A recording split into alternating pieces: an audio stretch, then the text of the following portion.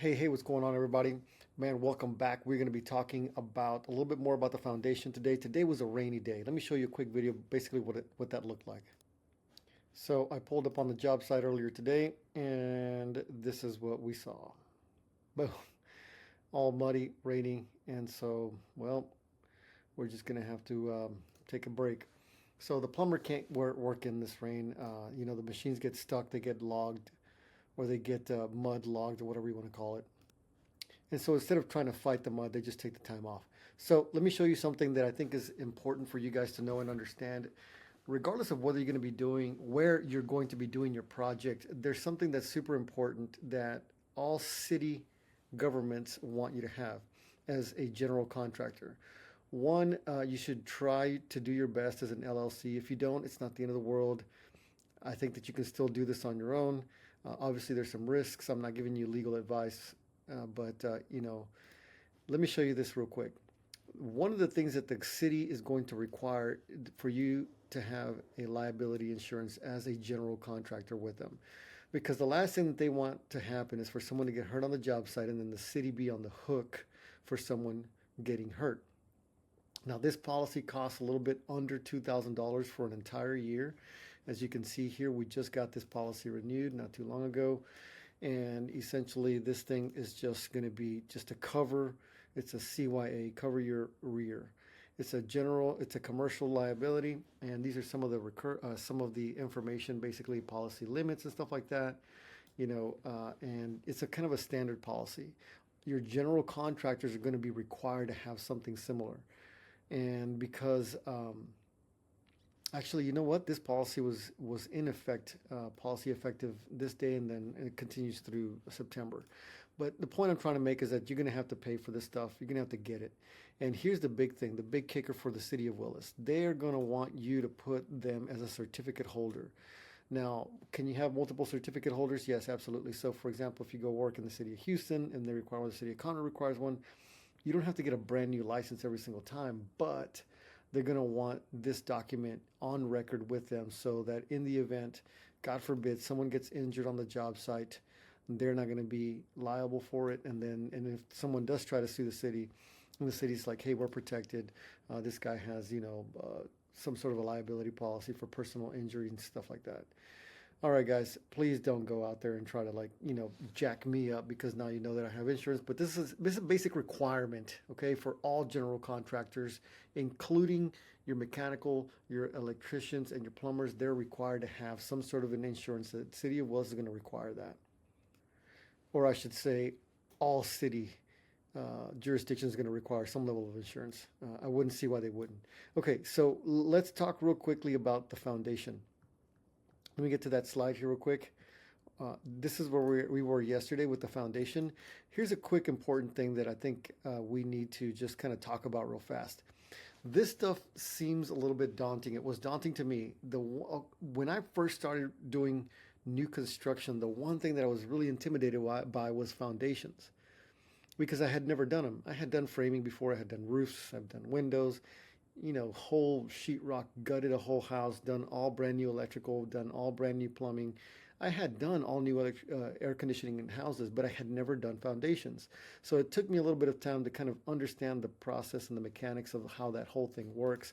So I'm going to show you guys something. Now, you don't need to necessarily know this stuff, okay? You just have to have some sort of an idea of how it works and how to inspect it. There are professionals. The guy who designed this slab, there's a couple of steps. The first step is they want soil samples, okay? You have to find a company that is going to go and bore out a 20-foot, whatever it is that the requirement is. They're going to bore out the dirt where you're going to be building. When they bore that out, they're going to send it to the lab and say, hey, the composition of this particular land area is predominantly clay or predominantly sand or predominantly whatever it is. And based off of that information, the foundation engineer, the slab engineer, is going to design a slab that can withhold all the weight from the structure based on the type of soil that they found. Okay, so that's the basic simple thing, the way that works. Now, when they do that, they'll tell you the width of the footings, the depth of the footings, and the footings basically meaning if you look here, This is a trench between these two lines, between these two dotted lines. There's a trench, and then there's a trench right here between these dotted lines and the wood.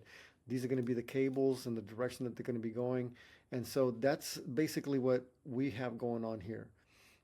There's different cable lengths and cable dimensions, widths. There's a lot of different little information. If you look on here, it says number 2, number 5 bars times 4 foot long in slab at each interior corner type. So you see how there's like a couple of dotted lines here where they're doing this. I'm going to show you this once we actually get this done so you can see and understand how this whole thing works. But there's different things. So all you do is you take this particular plan, which I'm going to give you anyways, you already have. You're going to take this plan and you're going to give it to someone who provides the cables, or you just get a concrete company to do it and they'll just do a turnkey. So what the concrete company is going to basically do, they're going to take the information from that designed slab and they're going to put together the type of material you're going to need. Okay, so here Mr. Sam Nolte is our salesperson. He did this February 7th. Is when he updated. I had to have him update something on here, so we didn't just get this done. We've had this done for over a month, but we had to update a couple of things. And so basically, here's what he's got. Number 6, 20 feet of rebar. Number 5, 20 foot of rebar. Number 4, these are different types of width of rebar that he's going to be sending out there to be delivered. Okay, it's how much he's going to be charging us for. I'm sorry, just number 11, quantity 11, quantity 13 here. So only the number 5 and the number 3 is what he's going to be sending out there. And this is how much he's going to be charging us for it. 10 mil poly is going to be the plastic stuff that goes over the. It's going to be covering the ditches after the ditches have been done. He's sending out 3 of those at $50 a piece. He's sending out tape.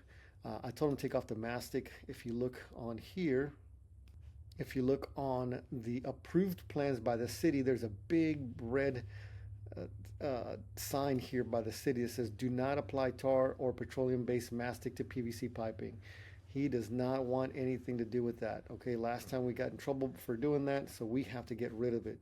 So because we're not going to be using that, I'm just going to be asking this guy to just not provide the mastic, because the guys will actually use it. So I had him eliminate it. We're going to need some concrete bricks. We're going to need some of this stuff. And they know what to do with this stuff. I don't know what to do with this stuff, but this is just the order, okay? And so basically for this stuff to be delivered out there is going to be $2,197. Those are the cables for the post-tension cable. And what we're going to do is a partial stress. So what happens is that they're going to do a partial stress of the tendons once they put them out there. So they're going to have all these tendons out, or these cables out there. And what they're going to do is they're going to partially stress them in the direction that they need to be. You see where you have these 3 triangles? That means there's going to be a lower, a middle, and like a top one of cables. They're going to be somewhere all in that little area, and that doesn't mean they're going to be all next to each other, but they're all going to be partially stressed. I'm going to pay an extra $120 to have that service done. Okay, so that's really part of the business. Okay, so I wouldn't freak out too much about like having to do that, but like I think it's important. We got to sign it, make sure that these guys approve it. They know that you're going to pay them. They do actually offer you net 10th of the month payment. Lien and bond rights will be protected. It's sad to say and it sucks, but there's builders out there, guys, who will order stuff and then not pay for it, and then there's concrete in them. How are these guys going to go back and take their material? They can't, right? The cable's already in the concrete. You can't like go out there and bust up the concrete. I mean, you could, I guess, but like, poor guys, I just feel bad for them that they have to do that, because there's people out there that are just super shady. So if you're going to be using this stuff, please, man, be in the business for the long term. And if you're going to be in the business for long term, then that means, you have to be a stand-up kind of person. So that's all the stuff that we got going on right now, guys. Like I showed you in the video, it's hard for anybody to work right now. We have the permits from the electrician approved. We have the permits from the air conditioning approved. And I'm waiting for the plumber to send me his. I think he's already gotten his, but we should be getting started. If not tomorrow, then maybe on Thursday. And then we're going to have these cables delivered on Friday. And we're going to go ahead and start picking up after that. All right, guys, that's all I got for you today. I'll talk to you soon.